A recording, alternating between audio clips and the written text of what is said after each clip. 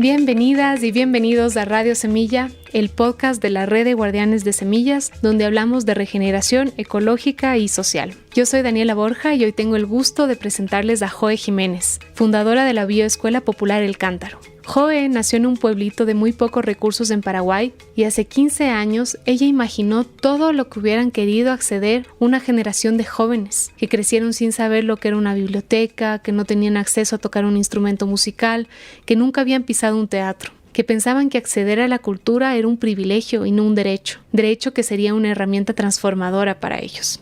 Antes de adentrarnos en el episodio, les quiero recordar que sigue vigente la campaña de Quito sin minería. Nos quedan unos poquitos meses para la recolección de firmas para aprobar una consulta popular en el Distrito Metropolitano de Quito. Alrededor del 15% del territorio ecuatoriano está concesionado a la minería y se calcula que en el mejor año de ingresos minero, el Estado ecuatoriano obtendría el equivalente a un mes de gasto en salarios públicos. Entonces, como pueden ver, es un pésimo negocio. También, al considerar los efectos colaterales tanto ambientales como sociales que tienen estas concesiones en los territorios. Así que, si no has firmado todavía, por favor, hazlo. Y si ya firmaste, te quiero invitar a ser parte activa de la campaña. Puedes ser voluntario o voluntaria en recolección de firmas. Puedes compartir esta información. Queremos agradecer infinitamente a las personas que nos apoyan a través de nuestras membresías. El programa de membresías está activo y tiene varios beneficios de manera virtual, pero también de manera presencial. Entonces les quiero contar un par de beneficios de ser miembro de Radio Semilla. Uno, por ejemplo, es un 20% de descuento en hospedaje en Inti Camari. Inti Camari es un centro de retiros, hospedaje y convenciones en Cuenca, Ecuador. Es un lugar bellísimo, de unos guardianes de semillas muy generosos. Promueven un hospedaje consciente, hacer eventos que realmente no generen un impacto ambiental tan fuerte. Tienen tratamientos de aguas residuales, van creando bosques comestibles, están muy conscientes de cómo se generan los desechos y a dónde van. Es un ejemplo lindísimo de permacultura en una hostería regenerativa. Además de eso, tienen una vinculación con la comunidad muy importante y tienen un gran compromiso con sus comunidades aledañas para que crezcan junto con ellos. También les quiero mencionar a los queridos guardianes de Casa Semilla. Recientemente se juntaron a nuestro programa de beneficios y nos ofrecen el 20% de descuento en todos sus talleres y hospedaje. Casa Semilla queda en Cotacachi. Los anfitriones de Casa Semilla son dos guardianes con muchísima experiencia, de muchísimo compromiso y nos pueden compartir mucho sobre permacultura, medicina holística, huertos, tratamiento de aguas. Es un lugar que vale la pena visitar. Justamente van a tener los próximos días un taller de bosques comestibles con Fito Sandoval de Colombia. Es un taller presencial, entonces vale la pena acceder al descuento de Radio Semilla para poder asistir a este taller. Les invito a que activen su membresía hoy mismo. Todos los planes están a medida de las posibilidades de cada uno y se puede activar en radiosemilla.com/apóyanos. Sin más, les invito a sumergirnos en la conversa con Joe.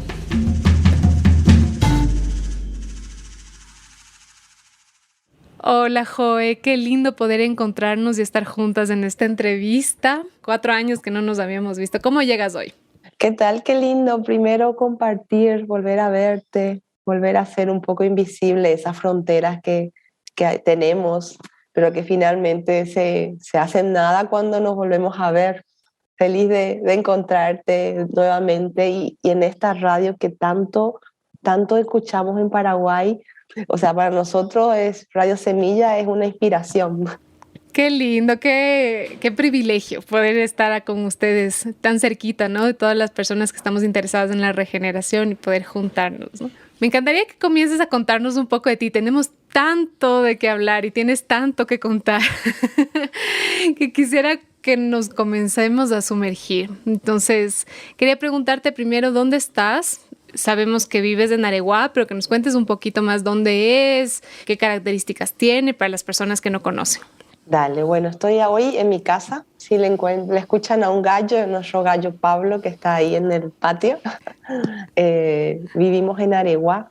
Areguá es una ciudad muy bella, una ciudad que está a 30 kilómetros de la capital y es una ciudad de artesanos.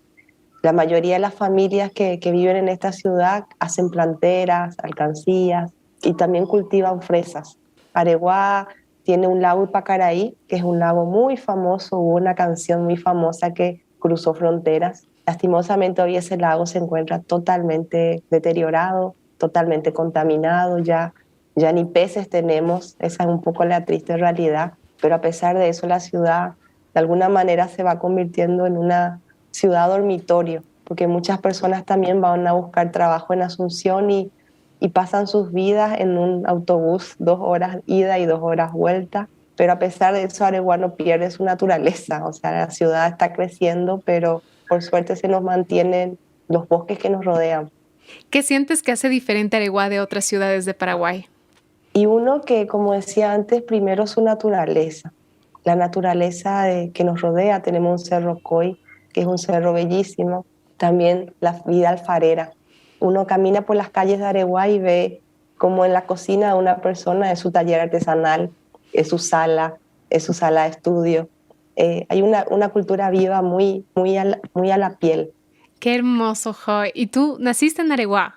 Realmente yo vivo hace 22 años en Areguá. No tuve el privilegio de decir que soy aregüeña de cuna. Nací en una ciudad al lado que se llama Capiatá, pero que es totalmente diferente, una ciudad que más industrial.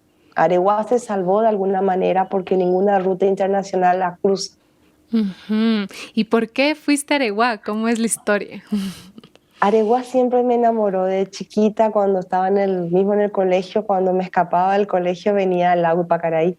Era el lugar donde todos los colegiantes se escapaban y era mirar el lago, aunque en esa época tampoco podíamos bañarnos porque ya se encontraba en ese estado en el que hoy continúa.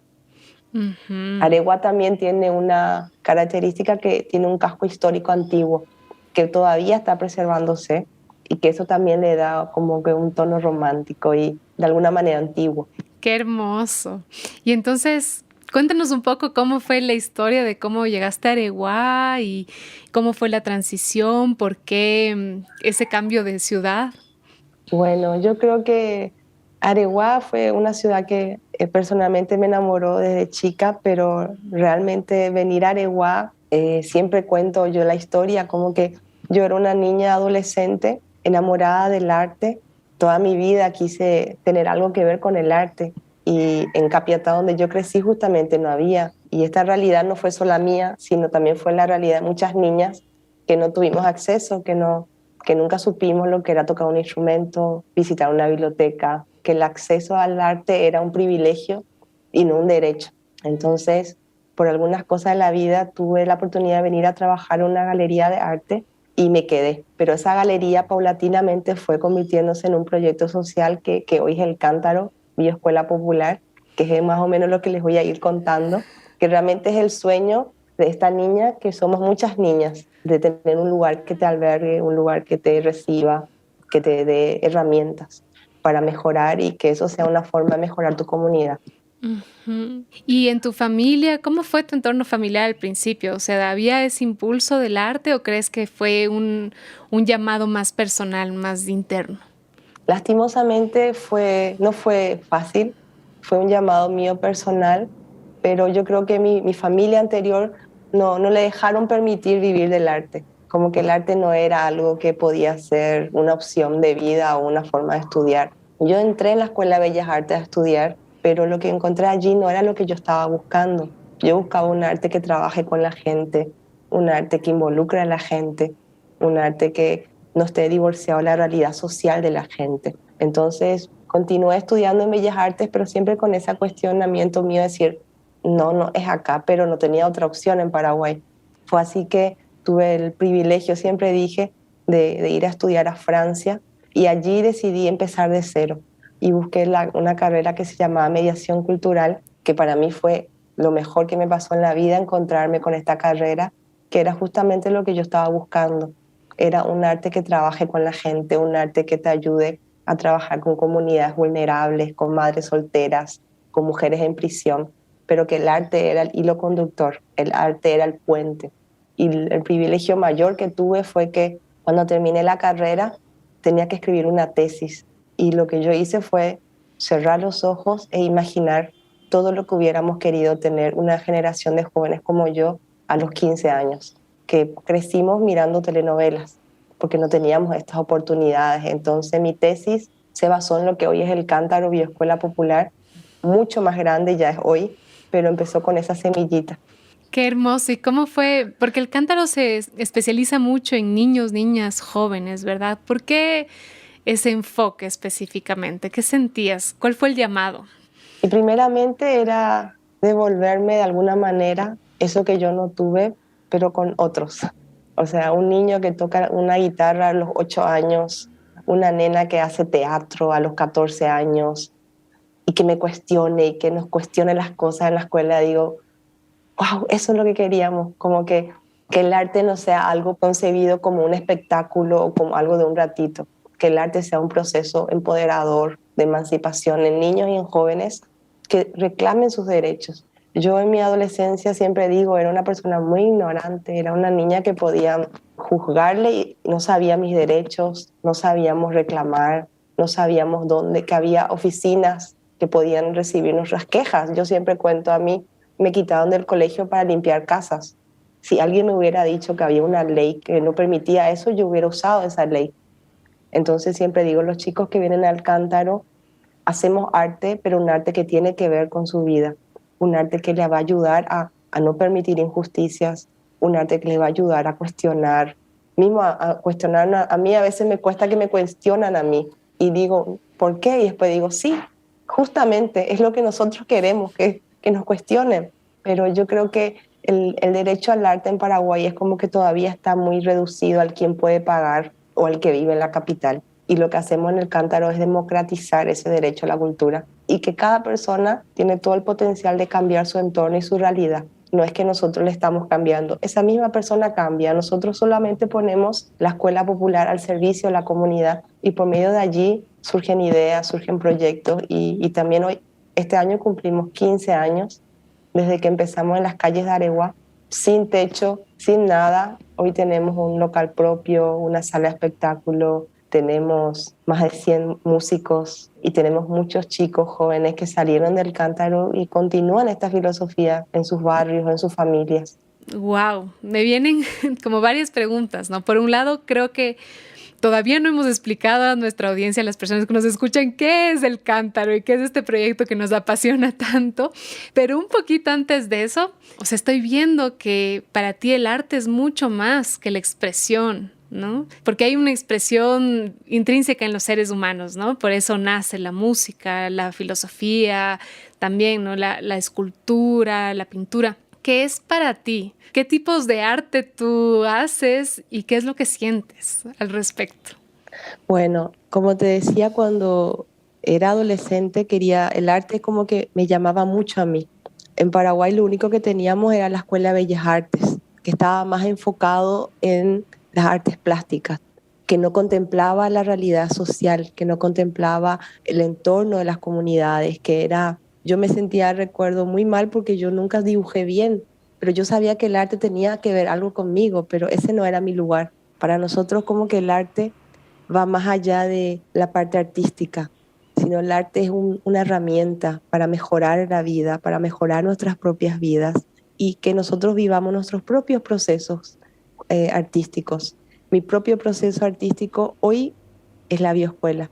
Yo lo materializo allí con el arte, pero no un arte competitivo, no un arte donde algunos son mejores y el otro, sino un arte comunitario, un arte que partimos de que todos somos creadores de algo.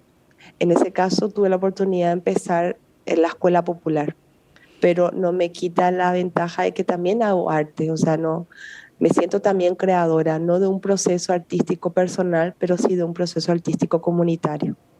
Súper, entonces quisiera que nos cuentes un poquito más qué es el Cántaro antes que nada y cómo comenzó. Dale. El Cántaro es un lugar que recibe a niños, niñas, abuelos, abuelas, madres, tías de la comunidad, hace 15 años ya, donde todo lo que hacemos tiene que ver con la gente y con lo que la comunidad quiere. Tenemos talleres de artes, tenemos talleres de oficios, tenemos talleres de música, Tenemos una biblioteca comunitaria donde suceden cosas maravillosas, porque cuando empezamos la biblioteca nadie venía a leer y fue un trabajo de 9 años para que hoy hasta los libros desaparezcan. Entonces es un lugar de contención. Muchas veces nos preguntan qué es el cántaro, y el cántaro es un lugar de contención donde llegan familias, niños, jóvenes, y donde algunos quieren estudiar guitarra, otro violín, otro quieren agarrar la mesa de ping-pong, otro quieren agarrar un libro, pero no importa, es un lugar donde siempre está abierto y la gente puede participar, puede sentirse en casa y puede aportar. Es una escuela gratuita que se paga ayudando a la gente, se paga dando tu tiempo. Es una escuela popular de arte, oficios, es una escuela de la vida realmente. Tenemos 600 estudiantes al año, donde todos ellos pasan por los 70 talleres anuales que realizamos, y lo más lindo que es un trabajo colaborativo. Una mamá enseña a hacer dulce de guayaba, otra mamá enseña a coser, otra mamá viene a preparar los desayunos comunitarios, otro papá ayuda a arreglar las sillas rotas, y cada uno paga de la manera que puede su escuela. ¡Qué locura! ¿Y cómo comenzó? Como le decía, tuve la oportunidad de irme a Francia a estudiar mediación cultural, y allí de alguna manera descubrir esta carrera que para mí fue lo que me cambió la vida, me cambió mi visión de arte, porque hablaba mucho más de un arte social, de un arte que cambia realidades, un arte que, como decía, no está divorciado de la realidad de la gente. Entonces, tuve esa oportunidad, pero el privilegio mayor que tuve fue de terminar la carrera y volver a mi país y hacer eso mismo que hubiera querido hagan por mí en mi comunidad. Hubiera sido muy diferente mi adolescencia y la de muchas niñas si hubiéramos tenido un lugar como el Cántaro, un lugar que nos reciba, un lugar que nos deje esa luz de esperanza, de que no es solo mirar telenovelas o verle a tu papá jugar truco. Acá es algo muy clásico eso, los domingos las nenas miran a su papá jugar truco. ¿Qué es el truco? Son juegos de cartas. Ya. Como que hay un mundo mucho más grande, y el arte es una herramienta para darse cuenta de eso. Hace un mundo más grande, darte cuenta que siempre cuento, yo perdí muchas amigas en el embarazo, en la adolescencia. Si ellas hubieran accedido a un lugar como el Cántaro, yo estoy segura que eso no hubiera pasado. Hubieran descubierto otro horizonte. Y ya en la práctica, nos decías que en la mediación cultural te enseñaron todas estas herramientas y tu tesis fue sobre este sueño que se llamaba el Cántaro. ¿Cómo se concretó? Porque ahora es una mega escuela que tiene un local donde hay 600 estudiantes, pero supongo que no fue tan fácil llegar ahí. ¿Cuál fue la primera actividad que hicieron y cómo ocurrió? Bueno, realmente no fue fácil, siempre digo eso, y para sumarle a eso que decís, que sí fue un sueño cumplido, pero también siempre me preguntan, sí, pero vos estudiaste en Francia, y yo siempre le digo, si yo, aunque hubiera estudiado en Francia, hubiera seguido formándome, si no hubiera tenido esa experiencia personal de cambiar una realidad que pasé yo misma, donde yo misma fui la vivencia de eso que quería cambiar. Nadie me contó, nadie me dijo, yo la viví en carne propia con mi comunidad, con mis amigas, con mi generación de jóvenes yo fui una privilegiada porque pude salir de ese contexto. Volver a Paraguay y empezar esto fue un desafío, pero fue una convicción. Y recuerdo que al comienzo, cuando cuando empezamos los talleres, nadie venía. Por supuesto, el arte era como que algo extraño para la comunidad. Entonces, los primeros 3 meses hacíamos talleres y nadie venía, por más que era gratis. Hasta que un día decidimos salir a la calle. Y la calle es de todos y es de nadie. Entonces nos pusimos en el camino de la gente. Nos pusimos ahí donde la gente camina, donde la gente pasa a tomar su tereré. Y no había mamá que pase con su niño y su niño mirando las pinturas, mirando las pandorgas, mirando los títeres. Tímidamente la mamá o el papá decía, ¿cuánto se paga? Y le decíamos, es gratis. Y no había razón para que la mamá no le dejara al hijo. Y ahí fuimos construyendo comunidad. Fueron 3 años en las calles de Areguá, con sol, con lluvia, con tormentas, porque había veces que llovía y como estábamos en el espacio público, no teníamos dónde correr. pero esos 3 años, siempre digo, fueron fundamentales para este proyecto, porque ahí nos dio esa oportunidad, el capital social que hoy tenemos. Éramos 100 niños en la calle pintando, 100 niños en la calle haciendo música, donde pasaban autos a nuestro lado, donde todo ocurría, pero todos los fines de semana estábamos allí. Fue hermoso ese proceso, pero fue cansador. Así que 3 años luego de empezar en las calles de Areguá, por cosas de la vida dijimos ya, necesitamos un lugar que nos proteja, un lugar que cuando llueva no se suspendan las clases, un lugar donde guardar los equipamientos, porque ya teníamos guitarras, mesas, sillas. Entonces fue así que decidimos alquilar una casa. Supongo que fue súper duro esos 3 primeros años. ¿Cómo funcionaba? ¿Era por voluntarios que acompañaban? ¿Cómo acompañaban a 100 niños? ¿Y cómo se sostenían? ¿Todo era trabajo voluntario? ¿Cómo era?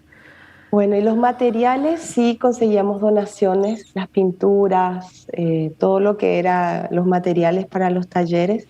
El resto era todo trabajo voluntariado. Y era súper lindo porque cada padre venía a ayudar a montar los tablones, a desmontar los tablones. Cada niño venía a buscar su guitarra y su silla para ir a buscar una sombra. Fue hermoso, pero fue cansador. Por esa razón, luego de 3 años, dijimos, bueno, necesitamos buscar un lugar ya permanente. Y bueno, queriendo buscar ese alquiler más barato, que nos dé la idea de que podamos siempre pagar un alquiler, fue así que buscamos la casa más destruida de Areguá, porque era la casa más barata. Y conseguimos una casa hermosa, que hacía años no se habitaba. En Paraguay hay un dicho que en guaraní significa plata de vivir, porque en la época de la guerra, la Triple Alianza, la gente guardaba sus joyas, enterraba. Entonces hay personas que buscan esos tesoros y hacen agujeros en los pisos. Entonces esta casa donde alquilábamos estaba lleno de agujeros en el piso de gente que había entrado a buscar los tesoros, pero nunca encontraron nada. Pero fue mudarnos en una casa donde había que tapar los agujeros, una casa donde en el inodoro creció un árbol porque hacía años que nadie usaba. Era una casa totalmente destruida, pero era nuestra casa. Habíamos conseguido alquilarla con el compromiso de arreglarla. Y fue hermoso porque por primera vez ya la lluvia no nos paraba, ya la escuela funcionaba más días, y donde cada chico venía con su familia a ayudar a pintar, a arreglar las goteras, a reparar el lugar. Era el aporte de cada familia que participaba de los talleres, y eso fue maravilloso, de verdad. Qué lindo. ¿Y siguen ahora en esa casa o qué pasó? Y realmente siempre hay algo que yo repito, que en los proyectos siempre hay esas crisis grandes, pero que siempre pasa algo, que el universo envía una energía para que la semilla brote. 2 años después de estar en esa casa, de haberla levantado totalmente, invitamos al dueño de la casa a ver la casa, y bueno, vino a ver su casa sorprendido. 2 semanas después nos manda una notificación que el precio de alquiler, que era algo así como $50, subía a $2.000. O sea, totalmente irrisorio para poder quitarnos del lugar. Y para mí eso fue como que una caída enorme. Cómo mirar a los padres de familia, a las madres, decirle, me equivoqué en el contrato, perdónenme, no miré las letritas negras chiquititas, pero esta casa que la batallamos todos, que la arreglamos, la vamos a perder porque no podemos seguir pagando ese alquiler. Y fue allí que Gustavo, mi compañero, se une al proyecto. Él venía de estar viajando por Latinoamérica haciendo construcciones en barro y me dice, Joe, sigamos, no nos caigamos, sigamos. Y yo decía, yo a la calle ya no quiero volver, o sea, ya la época de la calle ya la vivimos, y haber estado 2 años en un lugar donde ya teníamos baño, no teníamos que prestar baño al vecino, ya teníamos la biblioteca, la sala de cine, la sala de talleres, o sea, el lugar ya estaba. Me dice, esto es una oportunidad.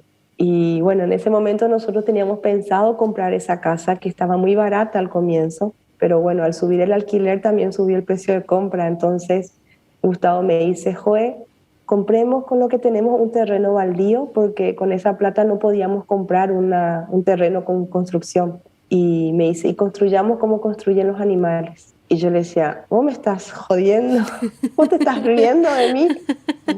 Y yo no sé si ustedes tienen allá, pero en Paraguay está un pájaro que se llama el aloncito, el hornerito. Es un pájaro que construye su casa de barro.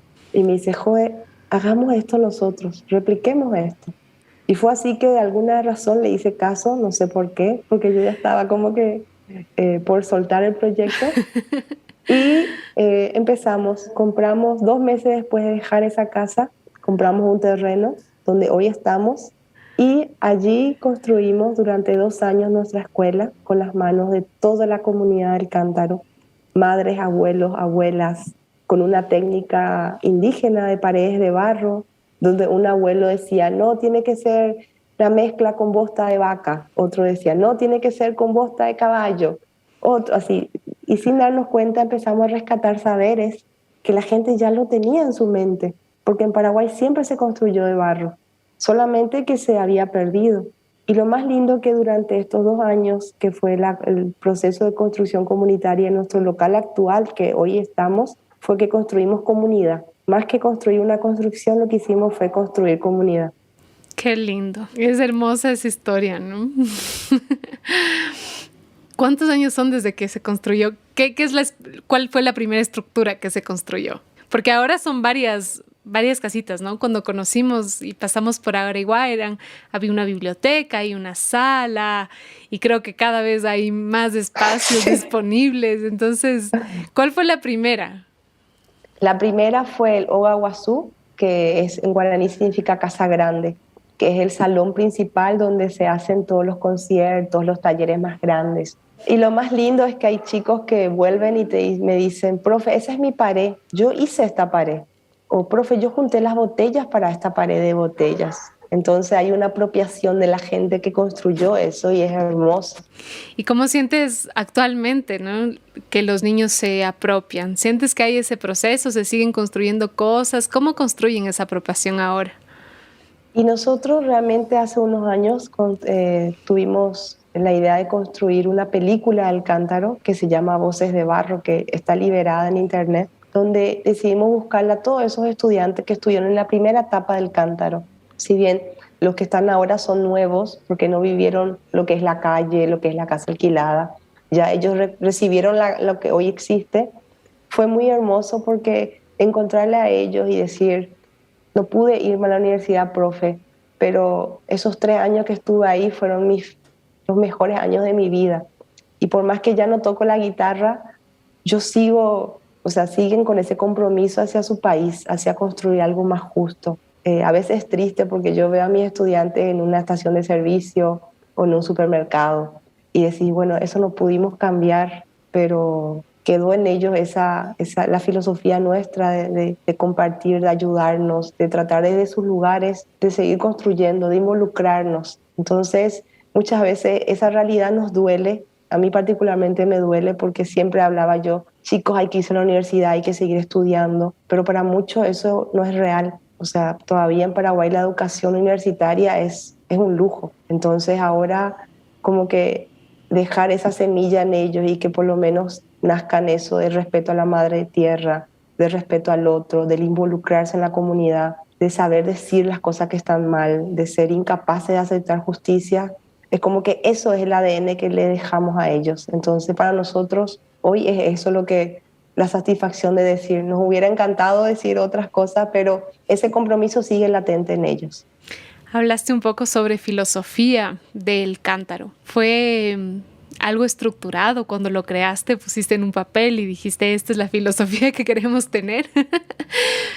¿O cómo surgió? ¿Cómo se fue armando esa filosofía de aprendizaje?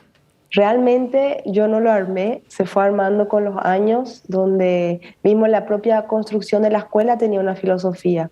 Los que ayudaban, los sembradores, los que limpiaban los materiales usados, los que reciclaban, los que trataban de construir sin dañar las plantas que estaban cerca del lugar. O sea, todo eso, la construcción para nosotros fue una universidad. Y de allí, en el día a día, nuestra mayor maestra es la madre naturaleza en el cántaro, entonces de allí se desprenden la filosofía del cántaro, el dejar mejor el lugar de lo que encontramos, el involucrarnos, en ayudar al otro, O sea, son aspectos que no lo escribí yo, sino la comunidad lo construyó. Entonces, fue una construcción colaborativa. ¿Cómo hacen para resolver conflictos? Porque me viene mucho esta idea, ¿no? Que de pronto dentro de la bioescuela El Cántaro ya hay una cultura de respeto, ya hay una cultura de convivencia. Pero ¿cómo se hace cuando alguien nuevo viene? Y supongo que muchas familias tienen condiciones de violencia intrafamiliar y condiciones complejas de relacionarse. ¿Cómo funciona? ¿Cómo se les guía a esas personas para que entren dentro de la cultura del cántaro? Y yo creo que la mayoría cuando entra ya siente una energía. Hay carteles, hay frases, o sea, como que ya de alguna manera entiende el concepto de cultura que manejamos, que es el concepto del buen vivir, el concepto de cultura viva comunitaria, de apoyo mutuo. Si bien nosotros hace unos años empezamos a hacer unos concursos de La Voz de la Niña, que habla sobre violencia en las niñas de Areguá, que fue muy difícil hablar porque a las mamás no les gustaba que se hable de educación sexual, pero finalmente accedieron. Pero tratamos de alguna manera de trabajar con las madres, no tratamos de alguna manera de estigmatizarles ni decirle ustedes están haciendo mal, sino directamente mostrarles caminos diferentes. Tenemos madres que pegan a sus hijas y sabemos eso, entonces hay como que una conversación y un acompañamiento comunitario para cambiar esa realidad, no enfrentándoles, porque ya hemos vivido experiencias anteriores. A mí me ha tocado que una vez una mamá pega a su hija en la escuela y yo me quedo callada, pero no porque aceptaba, sino porque sabía que si yo armaba, le gritaba, esa mamá se iba y nunca más volvía. Y yo necesitaba que esa niña siga viniendo. Entonces, otra forma de trabajo con ellos, es una forma más pausada, una forma más de no estigmatizar, sino simplemente aceptarlas y hablarlas desde el interior, no juzgarlas. Qué profundo y qué lindo, ¿no? Y es una filosofía de vida eso de aceptar para poder cambiar. Así mismo. Así, no, a mí a veces me cuesta, tenemos como que algunas TIC de comunicación no violenta que tratamos de implementar en el cántaro. Uno es cuando vemos una situación que no nos gusta, primeramente observarla. Segundo es no decir a una mamá, no me gusta que hagas eso, o cuando le gritas a tu hija, sino nos sentimos mal cuando esto ocurre. Entonces no le estamos regañando ni le estamos diciendo lo que a nosotros su actuar nos ocasiona. Y tercero es, nos encantaría que en el cántaro seamos de esta manera por respeto. Y por último, preguntar a la persona, ¿le parece correcto lo que le estamos proponiendo? Y ahí se habla, se crea una comunicación verbal, pero no desde juzgándole, sino desde una apertura. Porque también vienen de realidades muy diferentes. Hay mamás que toda su vida fueron golpeadas. Entonces, la manera de llegar a ellas y cambiar esa realidad no es criticándole ni gritándole, sino hablándole desde su lugar también. ¿Crees que te ha tocado agarrar estas herramientas en el camino, ¿no? ¿Tienes alguna referencia que nos puedas compartir? Porque, por ejemplo, ahorita mencionaste la comunicación no violenta y en algún lugar cuando investigaba un poco más sobre el cántaro salían referencias como de Paulo Freire, puede Paulo ser. Freire, sí. ¿Nos quieres contar un poco cómo influyen y cuáles son tus referencias para guiar el proceso en el cántaro? Bueno, primeramente uno de los principales procesos que fuimos fue haber descubierto en el 2016 que lo que hacía el cántaro tenía un nombre, tenía una filosofía y era parte de un movimiento enorme que es el Movimiento Cultura Viva Latinoamericana, que realmente empezó ya hace 500 años cuando nuestros hermanos indígenas siempre tuvieron como que mucho esta organización comunitaria. Entonces, saber que éramos parte de un movimiento que pensaba en la emancipación, que pensaba en el descolonialismo, que tenía fuerte arraigo a una cultura de la paz, una cultura relacionada al territorio. Para nosotros, cuando descubrimos eso, dijimos, wow, tenemos hermanas y hermanos por toda Latinoamérica, y fuimos descubriendo en Bolivia Teatro Trono. Para nosotros eso fue descubrir a Iván Nogales, que es un soñador que falleció hace unos años, que hizo teatro con niños de la calle y cambió la delincuencia por medio del teatro. Y eso lo hizo en el 89, o sea, ya hace más de 20 años ya hacían teatro callejero con una mirada territorial, con una mirada de cambio social. Para nosotros fue transformador. También la política pública de Celio Turino, que creó en Brasil los puntos de cultura, que era, no es llevar cultura de la ciudad al interior, sino fortalecer lo que ya existe en las comunidades, lo que ya está sucediendo, la cultura que la gente ya se siente parte, potenciar eso y no querer colonizar llevándole espectáculos, siendo que ahí ya hay gente que hace música, allí ya hay gente que hace poesía, y fortalecer eso que ya está ahí en ese territorio. También Paulo Freire para nosotros es un maestro. El año pasado fue 100 años de su nacimiento, y todo lo que es la pedagogía del oprimido, todo lo que es enseñar desde la realidad de la gente, todo lo que es empoderar, para nosotros es muy profundo, pero son guías que hemos tenido y que nos han enseñado a caminar este tramo que lo estamos llevando, que ya lo estamos llevando y convencidos. Nosotros vimos transformaciones en la gente, vimos niñas que no hablaban, que tenían miedo a decir su opinión, a niñas empoderadas que hoy gritan sus derechos, que hoy si alguien le hace algo van a denunciar, no se van a quedar calladas. Entonces para nosotros no es una teoría, sino nosotros vimos el proceso de una cultura, de un arte que trabaja con la gente, un arte que empodera, un arte que da voz y protagonismo a las propias comunidades. Veo que hay muchísimo enfoque en el cántaro en el arte, ¿no?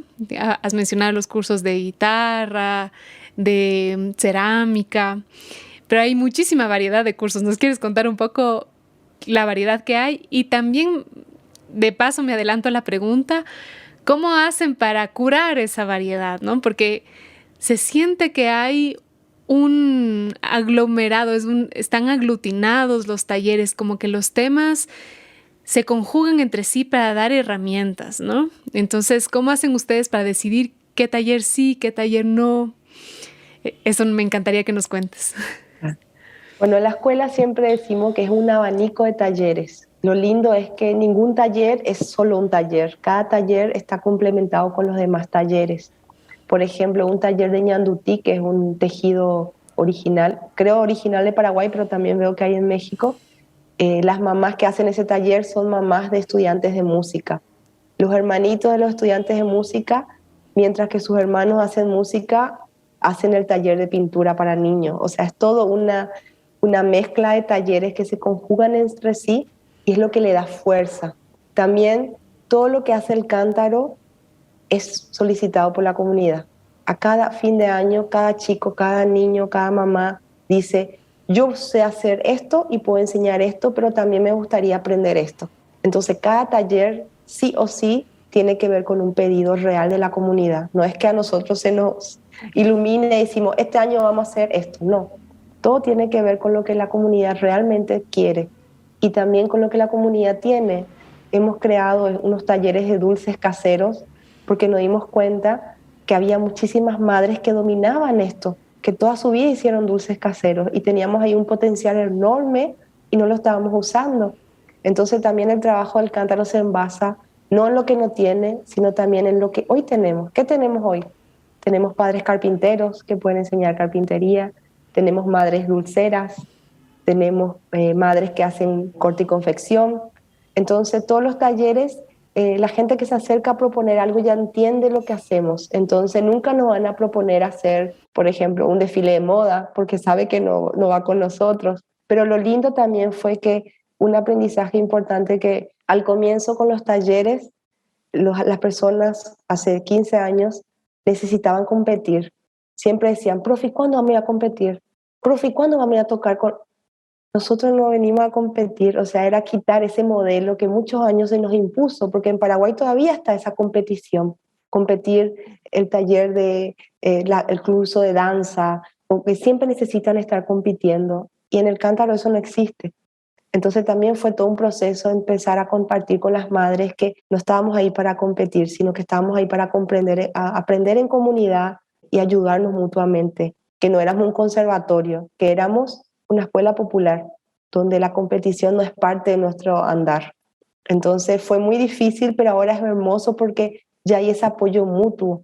Hay un taller donde son 40 estudiantes y un profe, pero los alumnos más antiguos vienen a ayudar a ese profe. Entonces es una cadena de favores. Como no se paga con dinero, cada alumno tiene que venir a ayudar. Entonces es hermoso porque de alguna manera esa filosofía ya está ahí, latente, ya se están ayudando entre sí. Me encanta, es una filosofía tan profunda y que causa tanto impacto, ¿no? De todos modos, supongo que de vez en cuando hacen falta recursos económicos, como muchos proyectos. Así ¿Cómo es en mismo. el Cántaro? ¿Cómo funciona? ¿Cómo se sostienen? ¿Qué tanto necesitan sostenerse de manera voluntaria y qué tanto un apoyo económico? Realmente la escuela tiene 8 docentes, personas que trabajan ahí, 2 personas a tiempo completo y después docentes de música.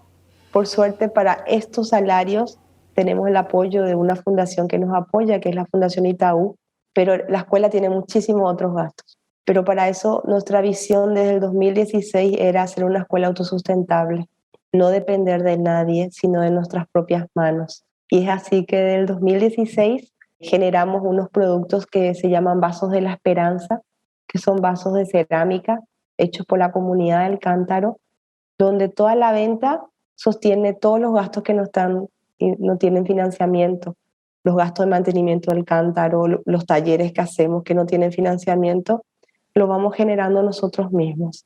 Y es un privilegio para nosotros. Nuestro sueño es ser 100% autosustentable. Hoy no somos 100%, pero estamos visionando eso, ser una escuela autosustentable y un modelo replicable, porque muchas veces viene gente y nos dicen, no pueden venir a hacer esto ustedes en nuestras comunidades. Y le decimos, no, yo no conozco tu comunidad. Nosotros te podemos enseñar lo que nosotros aprendimos y llevas esto y lo adaptas a tu propia realidad. Nosotros en Areguá construimos de barro porque en Areguá hay arcilla y barro, pero lo tuyo debe ser con esa raíz de tu territorio, de tu ciudad, que hay en tu ciudad, y replicar lo nuestro, pero a tu propia imagen, a tu propia raíz. Mm. Justo te iba a hacer una de esas preguntas, ¿no? ¿Cómo podemos inspirarnos y replicar? Siento además que tienes un montón de herramientas tú, además de la inspiración personal y esa necesidad, tanto de esa niña interior como la necesidad de compartir y de, sí, dar estas herramientas a más niños y niñas, ¿no? Para las personas que más o menos tienen esa intención, ¿les podrías dar alguna recomendación? ¿Qué les daría falta para comenzar? Y yo realmente nosotros, o sea, primero hablar desde el nosotros. Cuando empezamos proyectos comunitarios hay que dejar un poco el yo y hablar del nosotros. Y nos costó unos años darnos cuenta que teníamos que enfocarnos en lo que ya teníamos y no en lo que nos faltaba, porque siempre van a faltar cosas, pero alrededor nuestro siempre hay mucho potencial. Alrededor nuestro ya hay herramientas que podrían ayudarnos a iniciar proyectos comunitarios.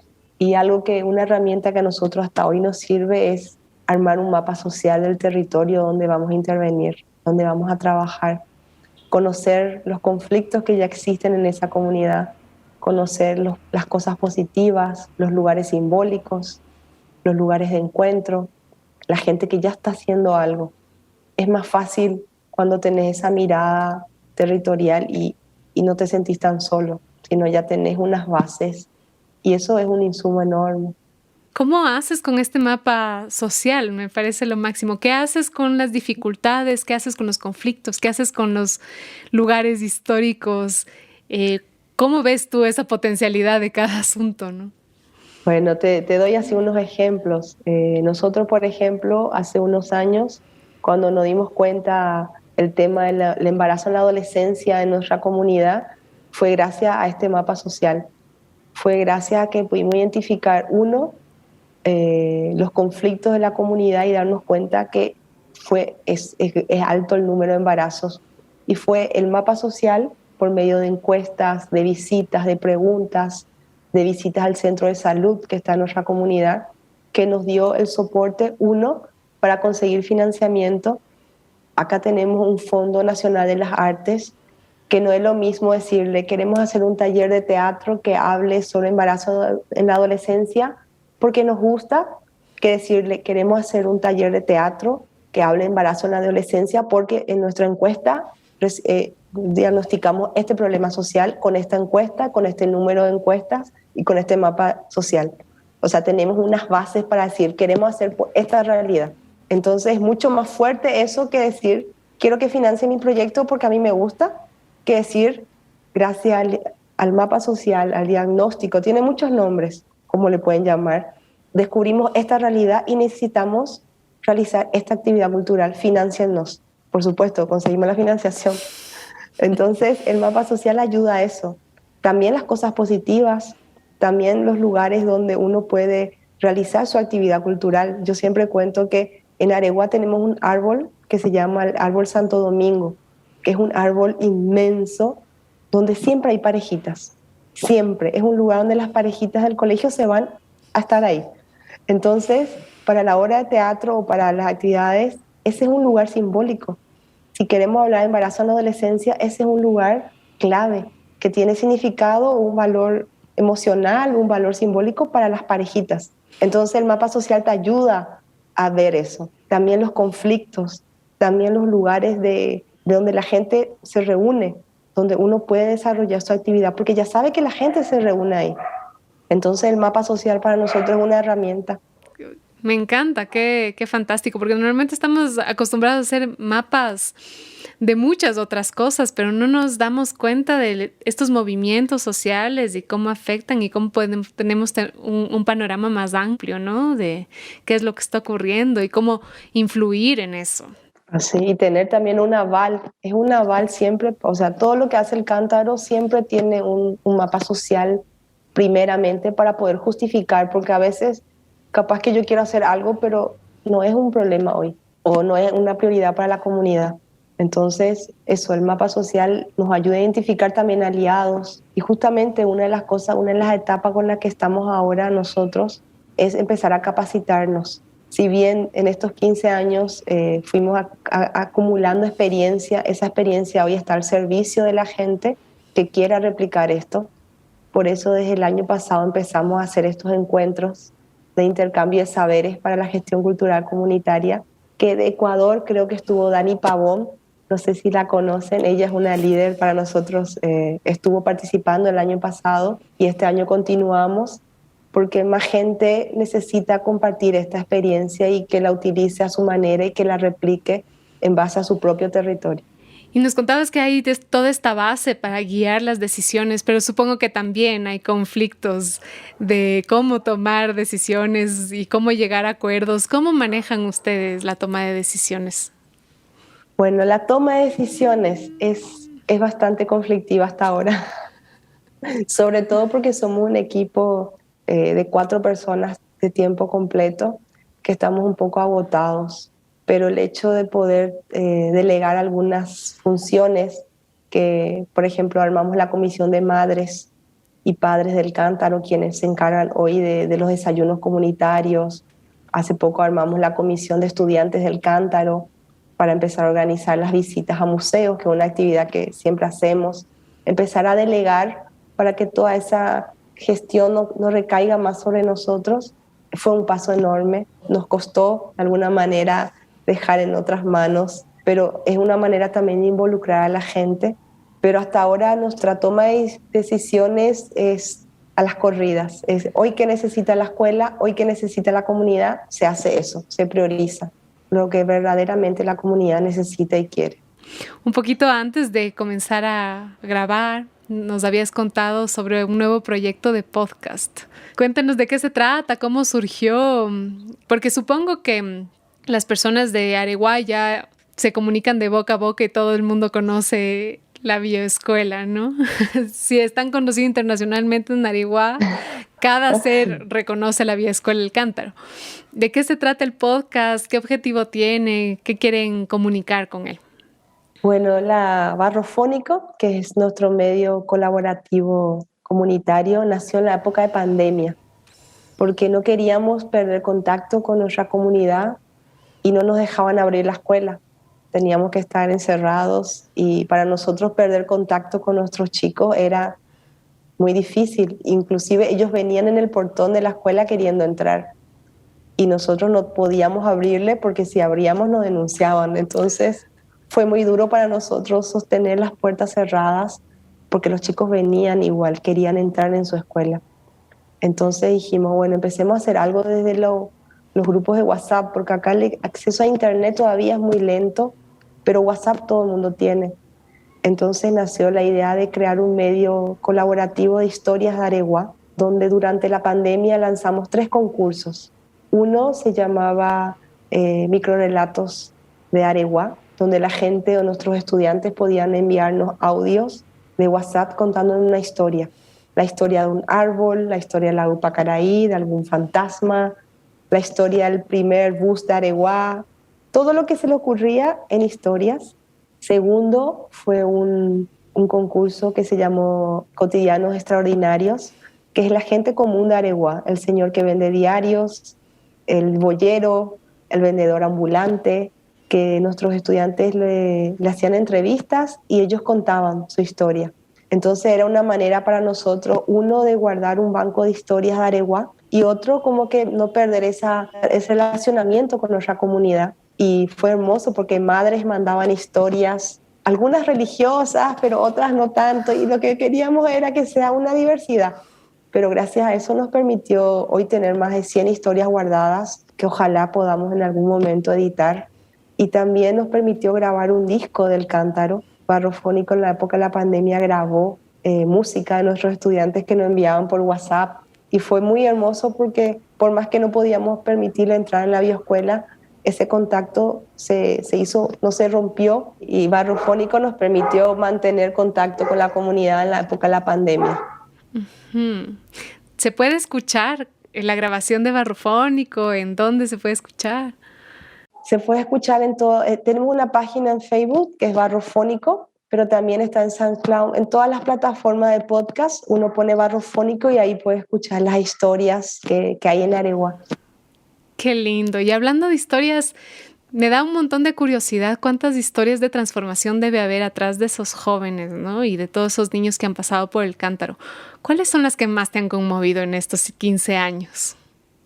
Y realmente hay varias, algunas tristes, como te decía al comienzo, cuando hicimos la película Voces de Barro, buscamos algunos estudiantes del cántaro y siempre en este tiempo, mismo mi historia personal me decía, para salir de la pobreza tenemos que estudiar, es nuestra única herramienta. Esa fue como que desde muy joven dije, yo tengo que estudiar o si no me quedo acá. Entonces, algo que yo le transmitía a mis estudiantes, a los chicos del cántaro, siempre les decía, estudiemos, estudiemos, pero también sin dimensionar que estudiar en la universidad en Paraguay sigue siendo un privilegio. Entonces, para mí fue un poco triste cuando busqué a algunos estudiantes a quien yo les veía con un potencial, jóvenes totalmente líderes, encontrarles en un supermercado fue muy doloroso.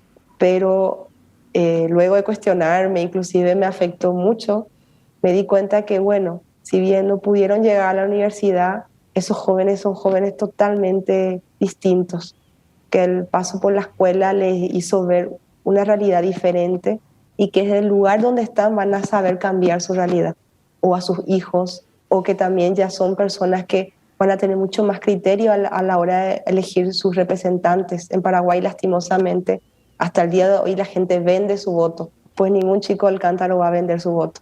Para mí eso es una certeza, es lo único que puedo decir hoy esto. Y también una de las alegrías es que en la época de la pandemia tuvimos la oportunidad de uno de los estudiantes que empezó en el cántaro, fue a estudiante del cántaro de música y volvió como profesor. Un estudiante increíble que se llama Nelio y fue uno de los primeros estudiantes que volvió a su escuela siendo profesor de música. Y eso fue una satisfacción, decir, él sí pudo estudiar y hay que festejar, hay que mencionar que pese a que sea difícil estudiar en la universidad en Paraguay, que un estudiante haya vuelto siendo profesor, para mí fue una satisfacción y una alegría inmensa. Qué maravilla, Joy. Mencionaste ahora lo de vender el voto, ¿no? Y de impactar en la sociedad civil, en cómo nos organizamos políticamente. Sé que están haciendo algún trabajo para incidir en la política pública de Paraguay. ¿Cómo está haciendo ese trabajo y cuál es el objetivo? Bueno, y el objetivo es que más gente se reconozca en lo que es cultura viva comunitaria para poder pedir fondos específicos para cultura viva comunitaria, así como lo tiene Argentina, como lo tiene Bolivia. En Paraguay todavía los concursos que hay bueno, hasta el año que pasado, por suerte ahora ya hay fondos de Cultura Viva, eran de alguna manera desleales porque era competir con un cineasta o con una cantante muy famosa, un proyecto cultural comunitario pequeño. O sea, uno competía con los exitosos, entonces era una forma de competir muy desleal. A diferencia de Argentina, Bolivia, que ya crearon fondos específicos de cultura viva comunitaria. Entonces lo que buscábamos nosotros de alguna manera es que eso se instale en Paraguay, porque si bien nuestra idea es que así como semillas recorran, hayan más escuelas populares por todo el territorio del país, para que eso ocurra necesitamos que hayan políticas públicas que avalen. Si bien el cántaro fue persistente y cabeza dura, lo hicimos, pero para los demás debemos de alguna manera ablandar el camino y hacerlo un poquito más fácil. Y solamente vamos a lograr eso si es que hay políticas públicas, como hoy existe el programa Puntos de Cultura en Paraguay, que es una política de Estado que el cántaro tuvo mucho que ver en la implementación de esto. Fue mucha insistencia, fue muchas visitas al Ministerio de Cultura y hoy es una realidad. Eso permite que el cántaro, si hace 15 años hubiera tenido un capital semilla para empezar, hubiera sido muy diferente. Hoy los proyectos que estén haciendo tienen un proyecto semilla. Entonces para nosotros eso es una forma de incidir en políticas públicas y que haya más escuelas populares por todo el país. La escuela popular no reemplaza realmente la escuela académica, ¿verdad? ¿Cómo funcionan los horarios? En el cántaro es distinto a la escuela, funcionan en los mismos horarios. En Paraguay es obligatoria la escuela académica formal. ¿Cómo funciona? El cántaro es una bioescuela no formal de educación popular, donde los chicos que vienen al cántaro van a su escuela de mañana o de tarde y en el horario opuesto vienen al cántaro. Pero para nosotros lo que compartimos o lo que tratamos de inculcar o enseñar es todo lo que no se da en la escuela normal, todo lo que la educación, vamos a decir, oficial no enseña. Nosotros no queremos que los chicos memoricen, no queremos que los chicos no nos pregunten, queremos que los chicos nos cuestionen, que los chicos digan por qué, por qué, por qué, por qué, todas las veces que puedan. Entonces es eso, no enseñamos matemática ni química, enseñamos, somos una escuela de la vida. Y no tienen conflicto los chicos a veces con tener la cultura del cántaro y volver a su escuela a cuestionar todo. Realmente a veces sí, pero también hay veces que visitan escuelas, vienen a visitar la biblioteca comunitaria y las maestras le dicen, chicos, silencio, silencio, silencio. Y la bibliotecaria Lili le dice, no, profe, acá pueden hacer silencio, acá pueden hacer ruido, acá pueden sentarse a leer en el piso con los libros, aquí sí pueden hacer eso. Y las maestras se quedan como que, no entienden. Claro, ellos también necesitan toda una inducción en la cultura del cántaro, ¿no? Así mismo, así mismo. Qué lindo. ¿Cómo es con tus hijos? Porque tienes dos, ¿verdad? Sí, tenemos dos chicos. Igual nuestros hijos no van en una escuela normal, van en una escuela que se llama Kunumi, que es un proyecto también hermoso, una escuela de padres, que es una escuela alternativa. Y mis chicos son felices ahí. Yo los veo diferentes, les veo libres. Lastimosamente la dictadura en Paraguay hizo tan bien su trabajo que hasta ahora está muy impregnado en la educación paraguaya, ese modo súper dictatorial de la educación. ¿Cómo funciona esta escuela para padres? ¿Se organizan entre ustedes? ¿Quiénes dan clases? ¿Cómo funciona? Es una escuela de padres donde todos participan de lo que van, del currículum, de lo que van a dar sus hijos. Y también es una escuela donde todos los padres pueden opinar qué quieren que sus hijos aprendan, cómo quieren que aprendan. Y lo más lindo es que no tratan de igualar a nadie. O sea, cada chico tiene su propio ritmo. No como en la escuela tradicional, que un plan para todos por igual.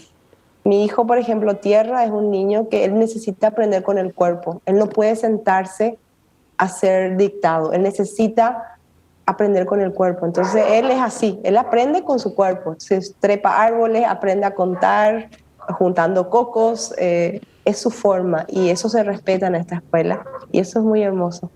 ¿Y qué dicen del cántaro? ¿Qué es para ellos el cántaro? ¿Qué sientes que significa para ellos? Es muy simpático porque tenemos en el cántaro un ropero comunitario, que es cada invierno se habilita un ropero comunitario desde hace muchos años, donde la gente en época de frío puede llevar ropa a donar pero también puede buscar. Y justo mi hijo hace unos días me decía, mami, mira en el ropero comunitario, yo tengo igualito esta ropa. O mami, mira, yo tengo igualito este juguete que está acá. Y no se da cuenta que son sus mismos juguetes que a veces yo llevo.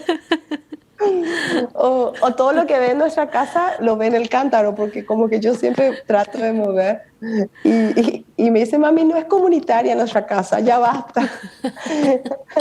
Pero al comienzo le chocaba, pero ahora como que entiende. Y yo veo como que nuestros hijos no crecen con esta mentalidad de nosotros no íbamos a hacer el cántaro solos. O sea, el cántaro ya no es un proyecto personal, ya no es de una ni dos personas. Esto es de muchísima gente involucrada, que si no fuera por el grano de arena de cada uno, no estaríamos, no podríamos sostener.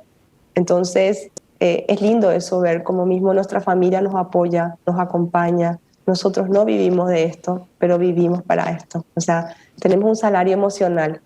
El salario emocional es ver cuando un chico que nunca hablaba bien empieza a hablar, empieza a jugar con los demás. Mismo cuando un sacerdote nos dice, cambien un poco la hora de su taller para que vuelvan al catecismo. Pues decir, ¡wow! Llegamos a eso, como que pudimos algo. Pues sí, estamos bien. O sea, tenemos un capital social hermoso, unas madres comprometidas, tenemos un equipo de gente comprometida que está cansada. Estamos agotados, son 15 años de militancia, pero estamos ahí y vamos a seguir estando. Nuestros hijos o otros van a continuar y son es lo maravilloso de los procesos, que son procesos. Hoy el cántaro tiene un proceso de 15 años que ojalá alguien venga y lo siga sosteniendo cuando ya no nos toque a nosotros estar allí. Qué lindo, Joy. Espero que sí. O sea, con todo lo que inspiras y nos compartes, cómo espero que se rieguen esas semillitas en muchos lugares de Latinoamérica y de las personas que nos escuchan, para saber que esto es posible, ¿no? Sí, yo espero que sí, porque no nos queda más. Vivimos en un solo mundo, no nos salvamos solos, nos salvamos en comunidad. Y cuesta, pero es el único camino. Desde el cántaro, lo que yo puedo decir estos años, 15 años de batallarla, porque la hemos batallado, hemos mantenido nuestra filosofía. Mismo cuando no teníamos fondos, abríamos igual las puertas de la escuela y unos meses después aparecía algo. O sea, siempre también es la energía que le hemos puesto y eso es lo que nos devuelve la comunidad. Qué lindo. ¿Qué dice Gustavo a todo esto? Que es tu pareja. Él se involucró surfeando, ¿no? Al proyecto.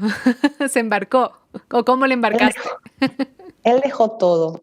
Él dejó todo, un trabajo en una oficina en Asunción. Él ancló en Areguá porque después que ancló acá nunca más viajó. Él era una persona viajante, le gustaba viajar y acá ya nos anclamos. Acá viajamos con nuestra mesa, con los invitados, con los voluntarios que pasan, como ustedes hace 4 años pasaron. Viajamos con la gente que pasa y nos cuenta lo que pasa del otro lado. Y así vamos conociendo experiencias hermosas que nos inspiran. Pero sí, él es un compañero que dejó todo, apostó y que también yo estoy dejando un poco un camino ahora porque a fin de año me retiro del cántaro porque voy a ser estudiante del cántaro, voy a estudiar cello. De ser directora voy a volverme estudiante y voy a dejar un poco la dirección y voy a ser una más. Quiero estar en cada taller que no pude estar porque siempre estoy corriendo de aquí para allá. Quiero aprender los nombres de todos los chicos porque siempre estoy gestionando de aquí para allá y me pierdo esas historias, quisiera estar más ahí. Entonces este año le dejo a Gustavo como director y él sabrá a su ritmo continuar y yo quiero aprender música, cerrar el círculo. Yo toda mi vida quise estudiar música, nunca pude estudiar música y ahora creo que me toca a esa niña que fui devolverle tocar un instrumento. Qué lindo, Joe. Casi se me salen las lágrimas. Gustavo me dice, vos decís eso, te tengo que ver. Y yo, sí. Llega diciembre y yo entrego y me vuelvo una estudiante del cántaro, una niña que viene a aprender. Qué lindo. Qué lindo darse ese espacio. Igual siento que hay personalidades que siempre van a querer hacer impacto e involucrarse más y dar todo de uno, ¿no? Por más que uno tenga cansancio y sea un tiempo agotador, hay un llamado fuerte, ¿no? Sí. Pero qué lindo también poder darse ese espacio de aprender y de devolverse un poco de tiempo y de mimo y de disfrutar y de celebrar lo que se ha creado hasta ahora, ¿no?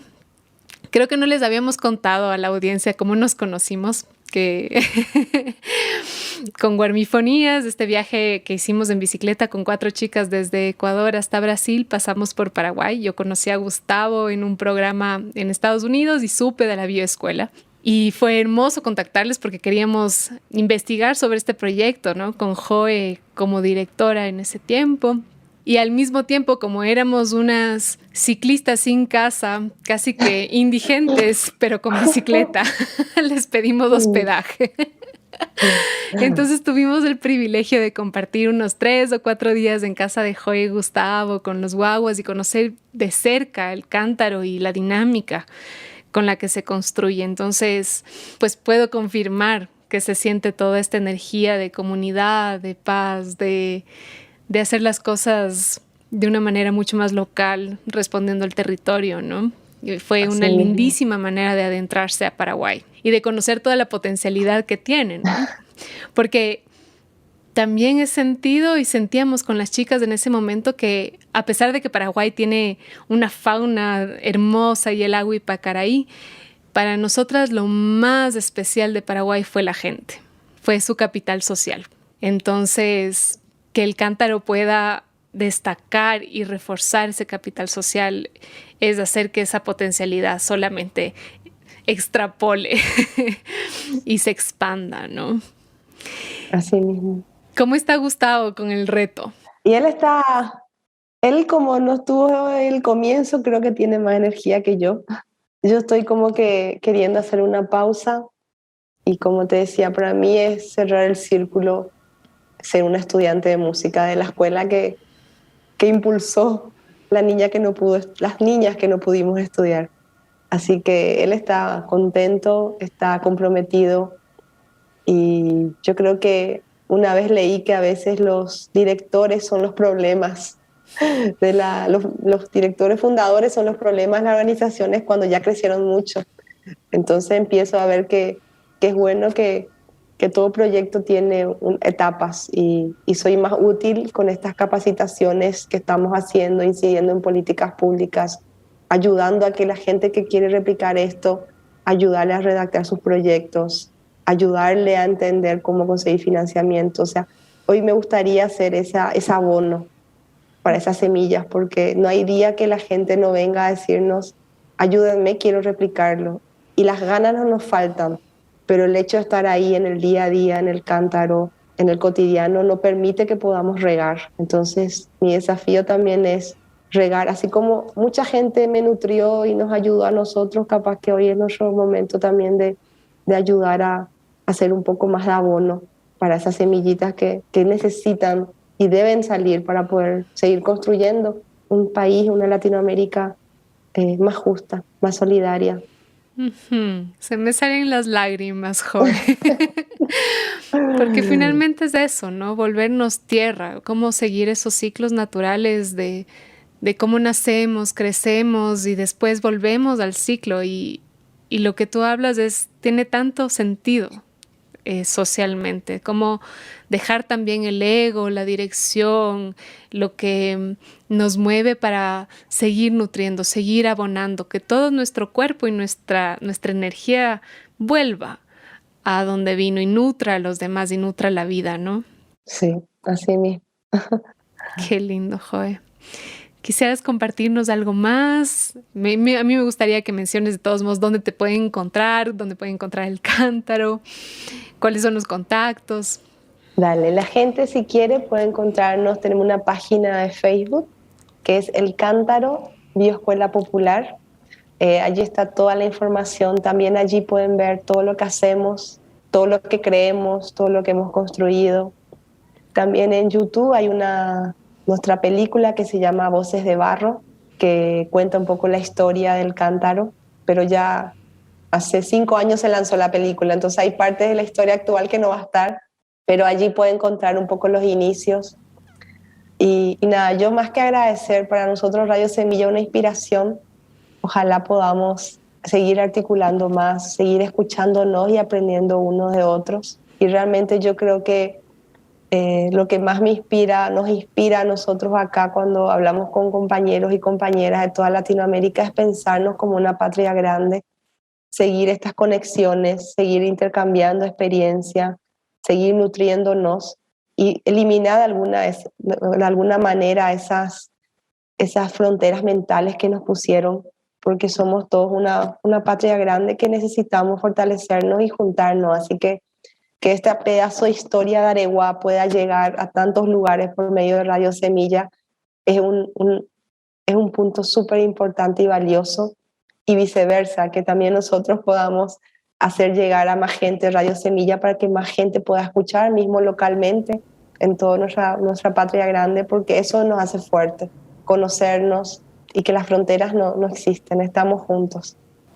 Realmente no existen fronteras. Muchísimas gracias, Joy, por tu tiempo y por toda esta conversa que espero que nos inspire a muchas comunidades en muchos lugares del mundo a crear juventudes y sociedades transformadas con más conciencia de nuestros derechos y de la cultura viva que nos rodea.